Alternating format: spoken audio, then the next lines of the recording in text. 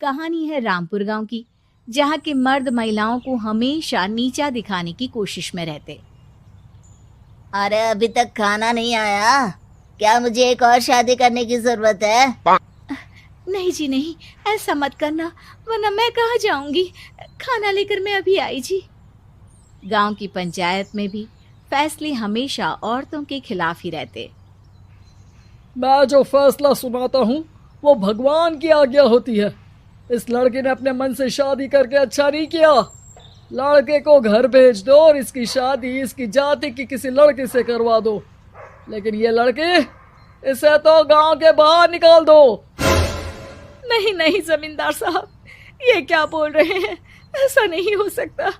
मेरी बेटी मासूम है, इसे अच्छे बुरे की समझ नहीं है। अरे कहाँ जाएगी ये बेचारी?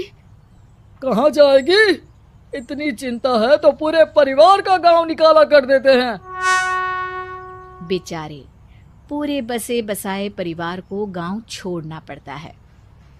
चाहे जो हो, अगर बेटियों को कंट्रोल नहीं कर सकते तो गांव में रहने का कोई मतलब नहीं है।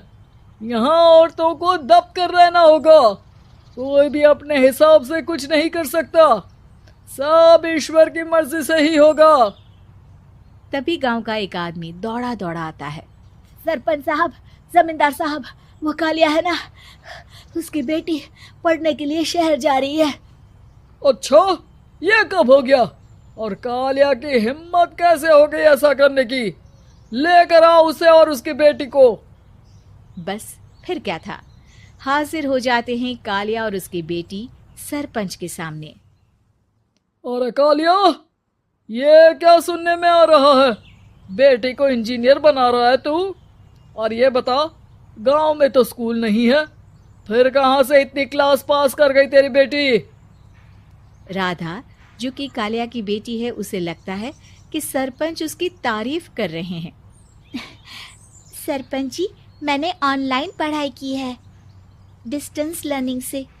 सभी में मैंने अच्छे नंबर पाए हैं, जिसे देखते हुए शहर की इंजीनियरिंग कॉलेज में मुझे स्कॉलरशिप मिली है। वाह जी वाह, क्या होती है ये? पहले तो ये बताओ, फिर आगे की बात करते हैं। पूरा गांव राधा की बात सुन रहा था और राधा बोलती जा रही थी।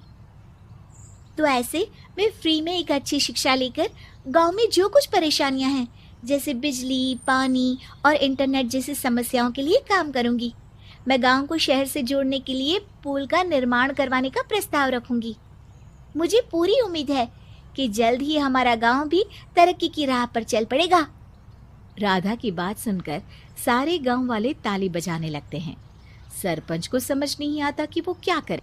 चुप रह नादान लड़की, गांव के खिलाफ जाने के लिए तुझे गांव से बेदखल कर दिया जाएगा, वो भी पूरे परिवार के साथ। और हाँ, अगर ठीक से गांव में रहना चाहती है तो ये पढ़ाई लिखाई छोड़ दे। हम तेरे लिए गांव का कोई होनहार लड़का देखेंगे। तभी गांव का एक आदमी बोल पड़ता है। अरे नहीं नहीं सरपंच जी, राधा बिटिया जो बता रही है, अगर वैसा हो जाए तो हम लोगों को पैसा कमाने के लिए बाहर नहीं जाना पड़ेगा। हाँ जी, और ना ही कोसों दूर पानी के लिए भटकना पड़ेगा। हमारे बच्चे भी अच्छी पढ़ाई कर सकेंगे और आगे बढ़ेंगे, ना कि हमारी तरह खेती करते बैठेंगे। क्यों गांव वालों, राधा बिटिया का साथ देना चाहिए ना।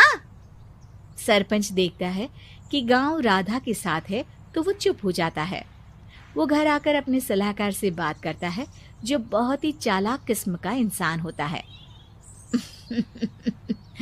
अरे सरपंच साहब, आपको बहुत ही होशियारी से काम लेना पड़ेगा। एक बार गांव तरक्की कर गया, यहाँ के बालक पढ़ लिए तो कोई ना पूछेगा आपको।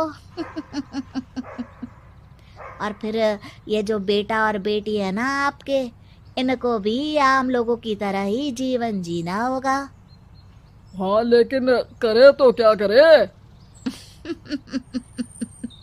वो ना आप मुझ पर छोड़ दीजिए, बस मैं जैसा बोलूं करते जाइए। अगले रोज सुबह जब गांव वाले सोकर उठते हैं तो राधा के घर के बाहर और साथ ही वो लोग जिन्होंने राधा का सपोर्ट किया था, उनके घर के आगे लाल रंग से कल आऊंगी लिखा होता है। कल आऊंगी, यह क्या होता है?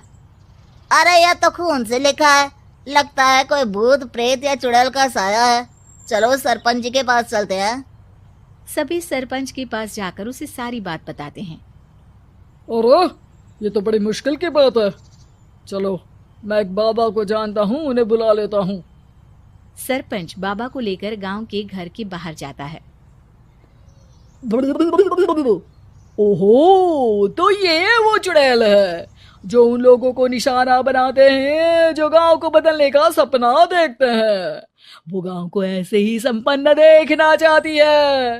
वो नहीं चाहती कि कोई बाहरी यहाँ का कायाकल्प करे।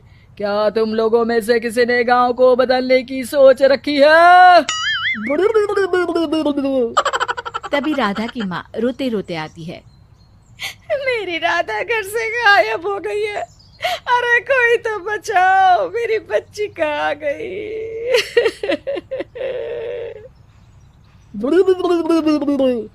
ले गई वो चुड़ैल, तेरी बच्ची को ले गई। अब वो उसे श्रापित करके छोड़ेगी, उस पर चुड़ैल का साया हो जाएगा। तभी बुरी सी हालत में राधा भी वहां आ जाती है। उसके बाल चुड़ैल की तरह फैले होते हैं और कपड़ों में खून लगा होता है। सभी राधा को देखकर डर जाते हैं। माँ, पता नहीं मुझे कौन उठा कर ले गया था। अरे दूर दूर हो जा चुड़ैल, अब हम लोग इस गांव में नहीं रुकेंगे। अरे कैसी बातें कर रहे हैं आप? कल तो आप मेरे भरोसे गांव का हुलिया बदलने, अपने बच्चों को पढ़ाने और तरक्की उन्नति की बात कर रहे थे, तो आज क्या हो गया आपको? ये फिर तुम लोगों को बहकाएगी। ये चुड़ैल गांव में आ चुकी है, ऐसे ही ये तुम्हारे घर के बच्चों को भी ले जाएगी। गांव वाले राधा को गांव से बाहर निकाल देते हैं। उसके माँ बाप रोते रहते हैं, लेकिन गांव वाले नहीं मानते। मैं भी अपनी बहन के साथ गांव के बाहर रहूंगा, लेकिन वो पढ़ाई नहीं छोड़ेगी। वहीं सरपंच के घर पर सलाहकार कहता है। देखा, सांप भी मर गया और लाठी भी नहीं टूटी। लेकिन अगले ही दिन सरपंच के घर के बाहर भी वही शब्द लिखे होते हैं। और फिर सरपंच की बीवी कहती है, हमारी बेटी को किसी ने अगवा कर लिया है। तभी राधा का भाई वहां आ जाता है। अरे गांव वालों, मैंने सरपंच जी की बेटी को देखा था। वो चुड़ैल उसे उठाकर ले जा रही थी। अरे क्या मजाक कर रहे हो? नहीं नहीं सरपंच जी, आप नहीं जानते। वो चुड़ैल अब आपकी बेटी में आ जाएगी, जैसे राधा के अंदर आ गई थी। तभी सरपंच की बेटी वैसी ही हालत में वहां आती है जैसे राधा आई थी। पापा, पता नहीं कैसे मैं गायब हो गई थी।